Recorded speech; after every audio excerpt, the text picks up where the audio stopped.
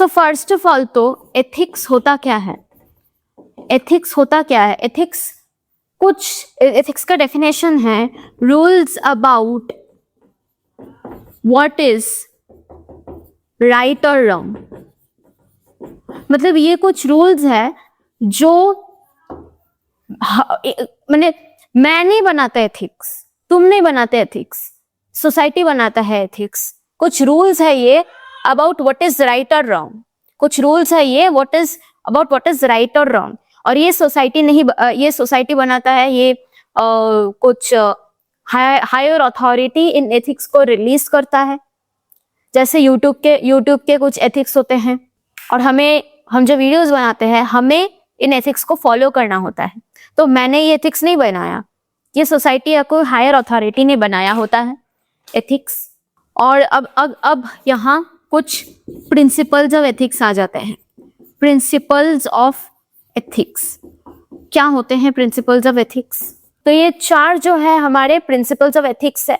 Inclusion, human rights, privacy और बायस। क्या कहते हैं? इंक्लूजन कहता है कि AI शुड नॉट डिस्क्रिमिनेट, मतलब AI कुछ एथिक्स भी फॉलो करता है, तो AI एथिक्स के प्रिंसिपल्स है ये। फर्स्ट आता है inclusion.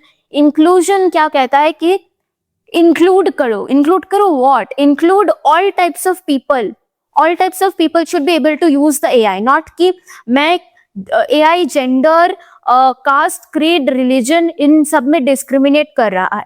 Every person should be allowed to include, allowed to use AI. Everybody should feel included. AI should not discriminate कि कौन AI यूज करने में इंक्लूड होगा कि नहीं होगा, सबको इंक्लूड करना होगा। दिस इज कॉल्ड इंक्लूजन, ठीक है। फिर आता है ह्यूमन राइट्स, मतलब AI को ह्यूमन राइट्स जो हमारे कॉन्स्टिट्यूशन में मेंशन्ड है, ह्यूमन राइट्स जो मेंशन्ड है उनको ग्रांट करना होगा। किसी का पर्सनल सेंसिटिव इंफॉर्मेशन चुराना नहीं होगा, और मतलब उनको फ्रीडम मिलना चाहिए टू एक्सप्रेस देमसेल्व्स। जैसा कि नहीं AI ने दबाव मारकर रखा है कि ह्यूमंस को हम बोलने नहीं देंगे। Human rights should be properly allowed and they should not be hampered, ठीक है, ह्यूमन राइट्स। फिर आता है प्राइवेसी, मतलब हमें अपने सेंसिटिव और जो सेंसिटिव इंफॉर्मेशन होता है, जो पर्सनल इंफॉर्मेशन होता है, उसको लीक नहीं करना चाहिए।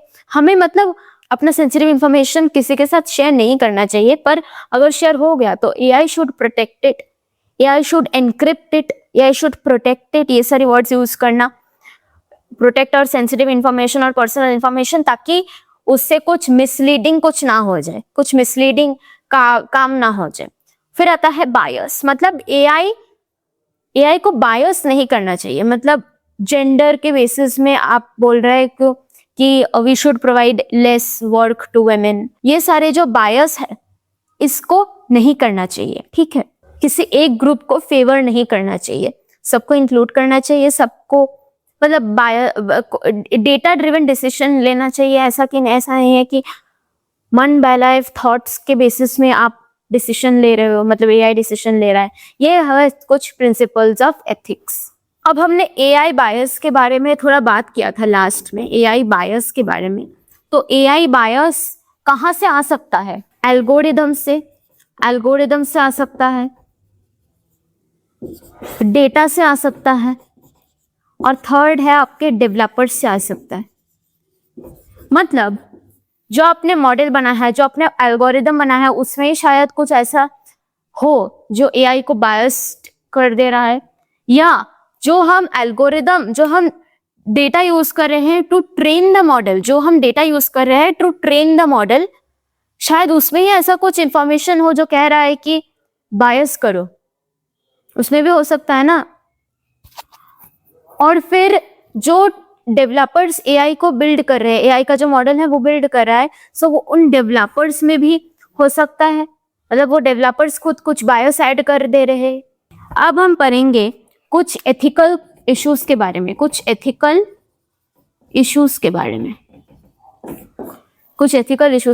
एथिकल इश्यूज अब एथिकल इश्यूज में फर्स्ट जो आता है वो है जॉब लॉस। जॉब लॉस का मतलब है, मतलब AI बहुत कम समय में within a fraction of seconds it can do a large amount of tasks. So companies they trust on AI more, they keep AI more. मतलब जो काम 40 ह्यूमंस कर सकते हैं, that too taking a much longer time, वो काम AI 2 दिन में कर सकता है, एक AI.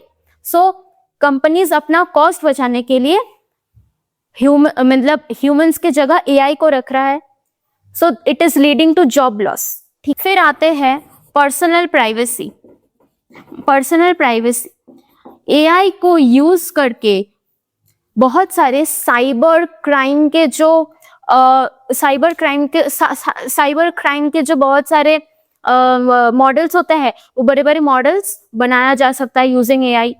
सो मिसलीडिंग काम भी कराया जा सकता है using AI.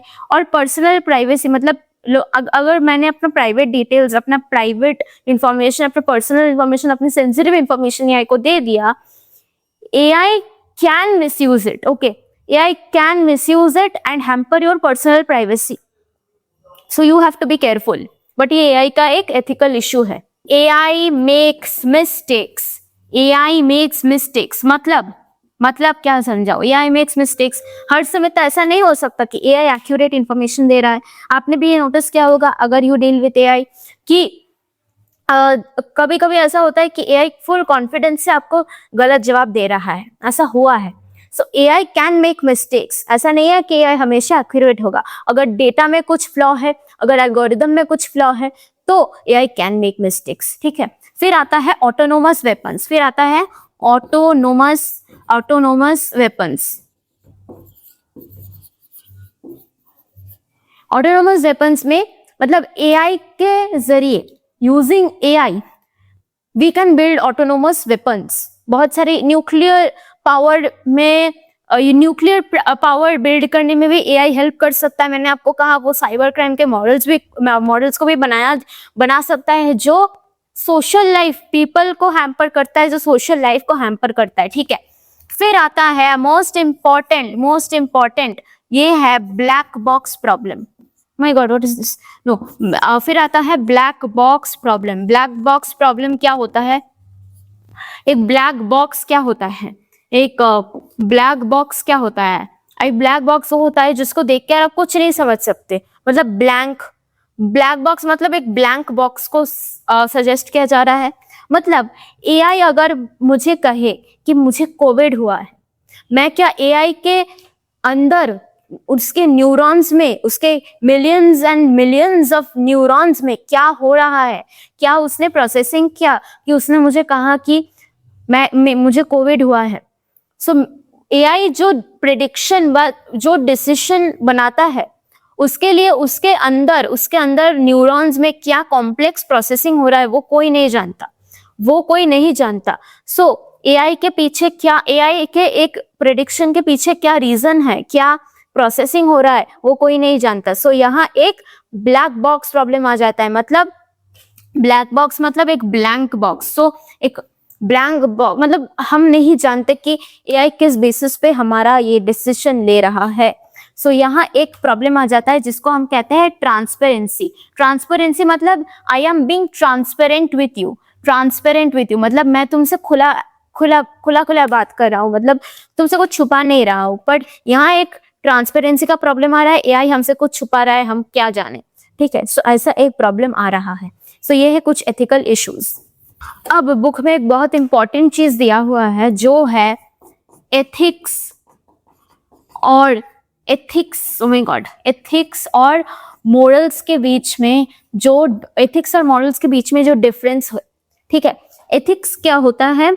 Ethics are rules provided bye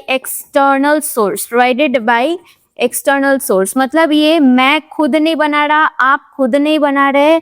ठीक है. सो ये रूल्स प्रोवाइडेड है बाय एन एक्सटर्नल सोर्स. मैंने आपको पहले ही कहा था. और मॉरल्स होते हैं, मेरे कुछ मॉरल्स है, आपके कुछ मॉरल्स है, मेरे मॉरल्स आपके मॉरल्स डिफरेंट हो ही सकते हैं. So morals are they are rules of right and wrong of an individual. ये कोई एक्सटर्नल सोर्स प्रोवाइड नहीं करता, ये खुद का होता है. मेरा कुछ मॉरल है, मैं राइट और रॉन्ग को देखने का एक डिफरेंट जरिया होता है, आपका कुछ डिफरेंट जरिया होता है, मेरे माँ बाप का कुछ डिफरेंट जरिया होता है. सो एथिक्स और मॉरल्स में ये मेन डिफरेंस है कि rules provided bye an external source, rules provided bye an individual. यहाँ सोर्स क्या हो सकता है, यहाँ सोर्स हो सकता है, सोर्स हो सकता है कुछ इंस्टीट्यूशंस, कुछ इंस्टीट्यूशंस, मैंने आपको कहा कुछ हायर अथॉरिटी, कोई कंपनी हो सकता है, ठीक है, ये कुछ सोर्स है, ठीक है. और मॉरल्स में क्या होता है, मॉरल्स में कौन बनाता है, ये आता है, मतलब इसका सोर्स है इंस्टीट्यूशंस, कंपनीज, ये लोग इनका सोर्स है कुछ बहुत बड़े बड़े कॉलेजेस एंड ऑल, ठीक है.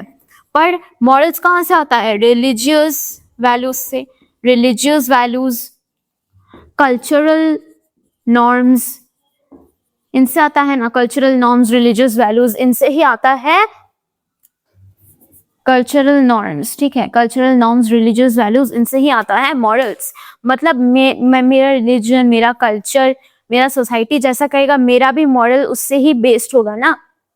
एथिक्स का जो एप्लीकेशन है वो आपको कहाँ मिलेगा, एथिक्स का एप्लीकेशन आपको मिलेगा, एथिक्स का एप्लीकेशन आपको मिलेगा कुछ प्रोफेशनल सेक्टर्स में, प्रोफेशनल सेक्टर्स में आपका इसका एप्लीकेशन मिलेगा, प्रोफेशनल सेक्टर्स में आपको इसका एप्लीकेशन मिलेगा. मॉरल्स का एप्लीकेशन आपको कहाँ मिलेगा, पर्सनल लाइफ में ही आपको मिल जाएगा.